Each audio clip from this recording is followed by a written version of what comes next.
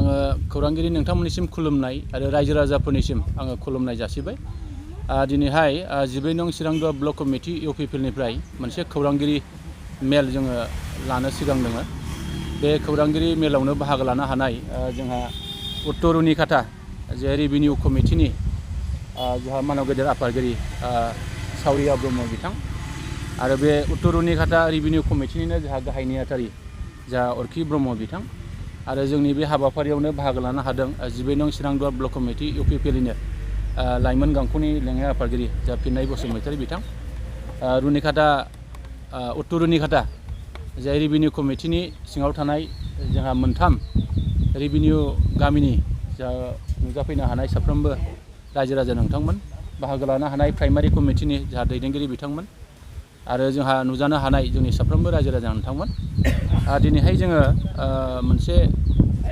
खौरांगिरि मेल लानायनि गुबै थांखिया बेनो जे जोङो नैबे 12 नं चिरांदुवार समस्टिनि सिङाव थानाय रुनिकाटा बिसिडिसिनि सिङाव थानाय जोंहा उत्तर रुनिकाटा, पश्चिम गलाझार आरो मदाति बे मोनथाम गामिया दिनैसिमाव जोङो हानि फाट्टा मोननो हायाखै।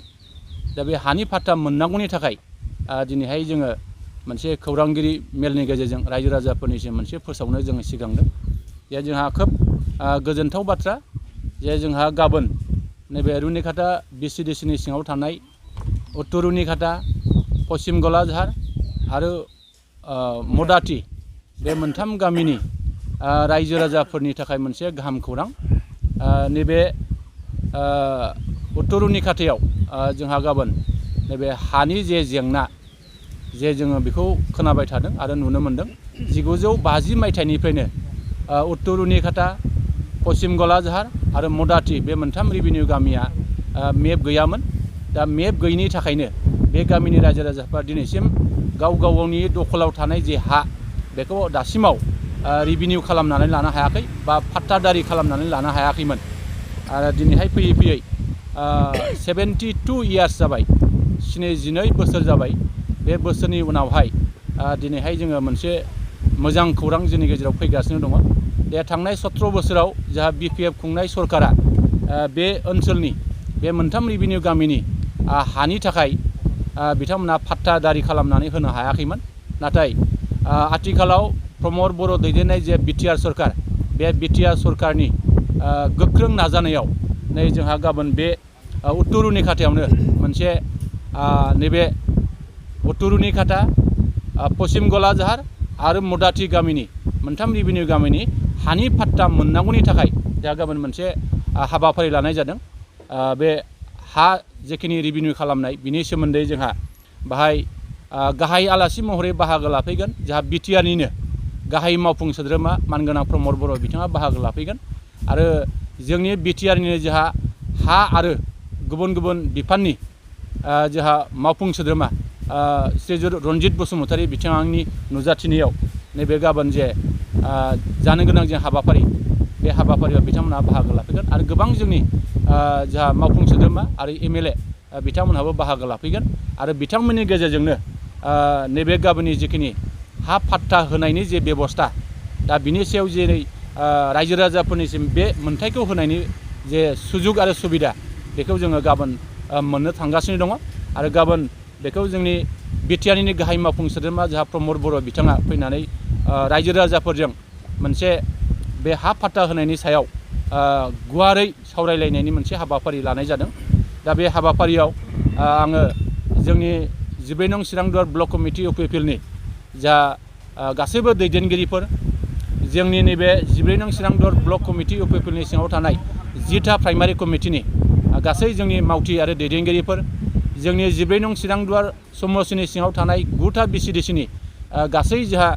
जोंनि मावथि बिथांमोन, लोगोसेयैनो जोंहा मोनथाम जे रेभिनिउ गामि जोंहा उत्तर रुनिकाटा, पश्चिम गलाझार आरो मदाति बै गामिनि रायजो राजाफ्रा गाबोन बे जायगायाव फैनानै निश्चय लोब लोब बाहागो लाफैगोन आरो जोंनि हाबाफारिखौ जोङो मोगथां महर होनो थाखाय जाहाथे बे हाबाफारियाव जाहाथे बयबो बाहागो लाफैगोन, बिनि थाखाय आङो दिनैनि नैबे खौरांगिरि मेलजों रायजो राजाफोरखौ आङो गुरै खावलायहरनाय जाबाय। दिनै मोनसे गोजोनथाव बाथ्रा खौरांगिरिनि गेजेरजों मोनसे फोसावनाय जे फैगौ 13 थारिख मेनि 13 थारिख मोनसे प्रग्राम दा बे प्रग्रामानो जाहैबाय जोंनि उत्तरनिकटा आरो पश्चिम क'क्राझार मौजाथि बे मोनथाम गामिया जोंहा माने मेप गैजाया 1950 सननिफ्रायनो दा बिनि थाखायनो बे मोनथायनि थाखाय गाबोन मोनथाय राहा होनो गाबोन बिटिआरनि जे मावफुं सोद्रोमा प्रमद बर' सार फैगोन आरो बेजों लोगोसे जोंनि 14 नं समस्तिनि हानि बिफान सोद्रोमा मावफुं रनजित बसुमतारी नुजाफैगोन जोंनि उत्तरनिकटा मौजाथि आरो पश्चिम क'क्राझारनि बे हानि मेप गैयै बा जुरिब जाजायै मियाथि पाट्टाबो गैयै बिनि सोमोन्दै मोजां खौरां मोननो होनो थाखाय गाबोन नुजाफैगोन। बेनिखायनो जोंनि मोनथाम समस्तिनि मौजाथि आरो पश्चिम क'क्राझार उत्तरनिकटा बेयाव थानाय मेप गैजायै रायजो राजाफोरखौ आङो नखरे जाहाथे रावबो थाबोआलाजासे बेवहाय बाहागो लाफैयो आं बिनि थाखायनो रायजोनि जानानै आइ आफामोननि जानानै आं बेखौ गुरै खावलायहरनाय थाबाय आरो बेवहाय इउपिपिएलनि जे मावफुं सोद्रोमा बिथांमोननिसिम आं जोबोद गोजोननाय मोनदों जोंनि बे उत्तरनिकटा आरो मोनथाम सिटनि माने मेप गैजायैनि थाखाय जोबोद माने खौरां मोननायखाय आरो खौरां फोसावनो होनायखाय आं ओंखायनो जोबोद साबायखर थाबाय खौरांगिरिनि सारमोननिसिम आंनि बुंनायखौ आं बेवहायनो रायजोफोरखौ हांख्रायहरनानै आरो गाबोन जाहाथे बे प्रमद बर' सारमोन आरो रनजित EM सारमोन फैनायाव जाहाथे रायजो राजा आफाया गोगोम एखेबारे फैथारनांगौ होननानै आं खावलायहरनाय जाबाय।